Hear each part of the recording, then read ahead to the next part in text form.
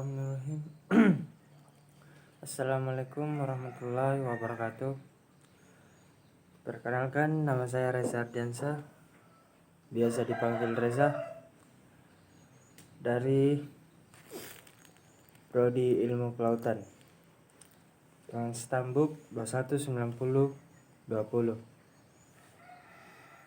Saya berasal dari daerah Kabupaten Bulukumba, Kecamatan Ujeloe, Desa Balong. Dan sekarang saya berada di rumah. Baik, di sini saya akan menjelaskan sedikit tentang 3 poin utama, yaitu hidrat, kedua protein, dan yang terakhir, yang ketiga, lipid. Nah, pertama, hidrat. Kita harus tahu apa sih yang dimaksud itu dengan hidrat. Hidrat adalah istilah yang digunakan dalam kimia organik dan anorganik untuk menunjukkan bahwa suatu substansi yang mengandung air. Kimia organik. Dalam kimia organik, hidrat merupakan senyawa yang terbentuk dan penambahan air ke molekul lain. Nah, sedangkan kimia anorganik, dalam kimia organik, hidrat adalah garam anorganik yang mengandung molekul air yang tergabung dalam rasio yang tetap sebagai bagian penting dari kristal.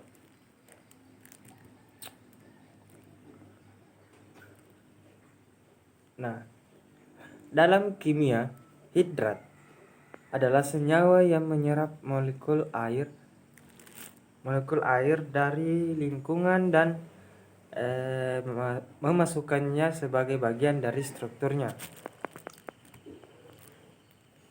Molekul air di dalam hidrat anorganik umumnya dilepaskan ketika senyawa dipanaskan, namun dalam hidrat organik, air secara kimia beraksi dengan senyawa tersebut.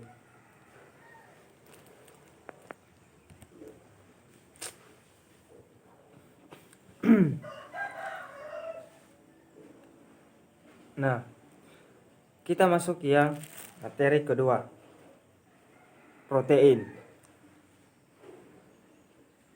Bahwa kita mungkin itu tadi materi dari hidrat, apa yang dimaksud dengan hidrat, dan terbagi atas dua, yaitu organik dan anorganik. Nah, dalam hidrat kita tahu hidrat itu adalah senyawa yang menyerap molekul air dan lingkungannya dan memasukkannya sebagai bagian dari strukturnya. Oke, mungkin itu saja dari hidrat. Nah, kita melangkah ke selanjutnya, yaitu protein. Protein adalah zat makanan berupa asam-asam amino yang berfungsi sebagai pembangun dan pengatur bagi tubuh. Protein mengandung unsur karbon, hidrogen, oksigen, dan nitrogen yang tidak memiliki oleh lemak atau karbohidrat.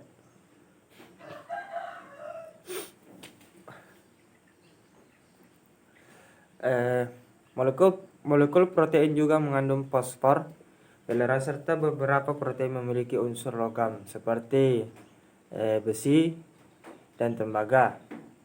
Protein berasal dari bahasa Yunani, yaitu proteos, artinya yang utama atau yang didahulukan. Protein ditemukan oleh ahli kimia Belanda yang bernama Geraldus Mulder pada tahun 1802 sampai 1880.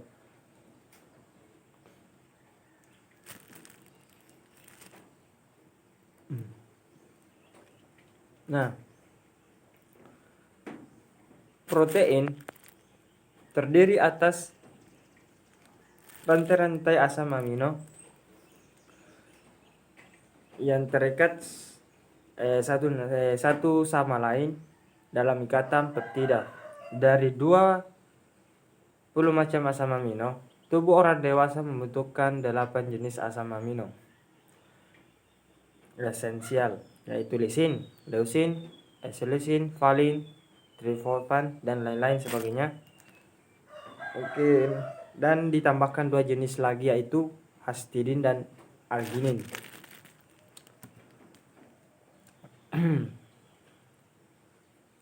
Fungsi protein sebenarnya memiliki bermacam-macam fungsi. Protein bagi tubuh berfungsi untuk perbaikan sebagai semua jaringan di dalam tubuh, termasuk darah, enzim, hormon, kulit, rambut, dan kuku. Protein pembentukan hormon untuk pertumbuhan dan mengganti jaringan yang aus, perkembangan seks, dan metabolisme. Protein juga berguna untuk melindungi supaya keseimbangan asam dan basa di dalam darah dan jaringan terpelihara. Selain itu juga mengatur keseimbangan air di dalam tubuh.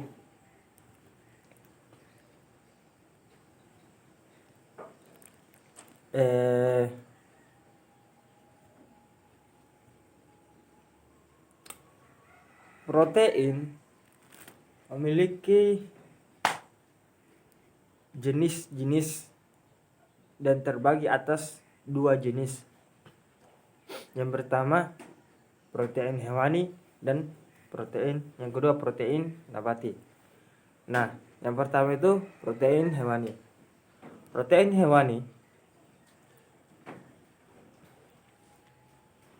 adalah protein yang berasal dari hewan, di mana hewan yang memakan tumbuhan mengubah protein nabati menjadi protein hewani.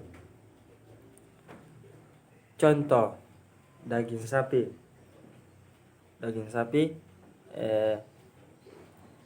daging ayam, susu, udang, telur, belut, dan lain-lain. Nah, yang kedua itu protein nabati. Protein nabati adalah protein yang berasal dari tumbuhan. Contoh jagung, kacang keledai, kacang hijau, dan jenis kacang-kacangan lah yang mengandung protein tinggi. Nah,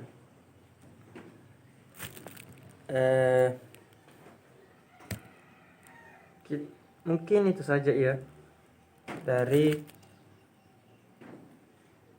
poin kedua dari protein, di mana protein itu sendiri adalah zat makanan berupa asam-asam amino yang berfungsi sebagai pembangun dan pengatur bagi tubuh, yang mengatur di dalam tubuh kita. Nah, kita melonjak ke poin ke selanjutnya, yang terakhir, yaitu lipid. Nah, kita harus tahu lipid itu berasal dari mana. Nah, lipid berasal dari kata lipos, dari bahasa Yunani yang berarti lemak. Nah, secara definisi itu kita artikan lemak adalah senyawa organik yang terdapat di alam dan sukar larut dalam air, tetapi mudah larut dalam pelarut organik non-polar, misalnya hidrokarbon atau ether.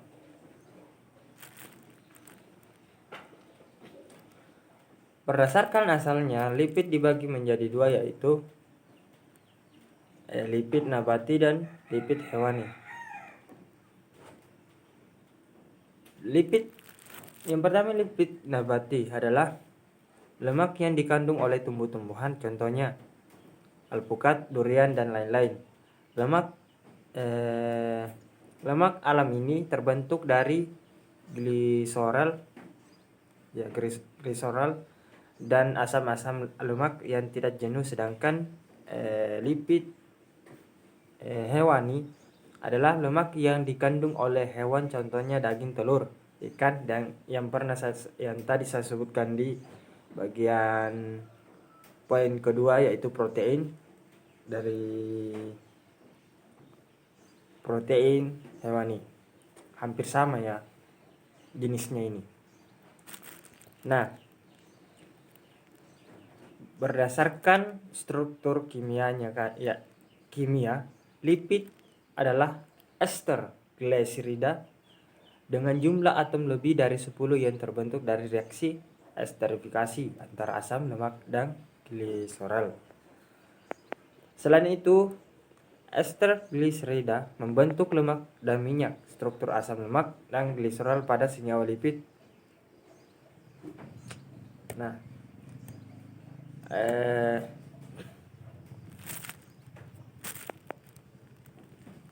mungkin itu saja ya, karena waktu juga terbatas, dan itulah ketiga poin yang dapat saya jelaskan.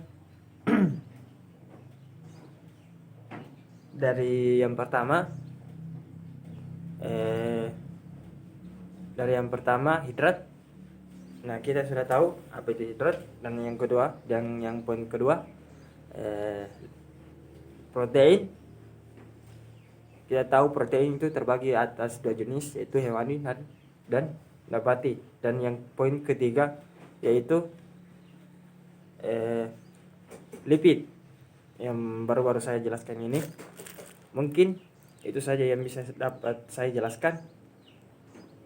Apabila ada kosakata dan kalimat yang kurang baik yang saya ucapkan tadi, mohon maaf. Saya hanya manusia biasa, makhluk sosial yang tak luput dari kesalahan, ya. Dan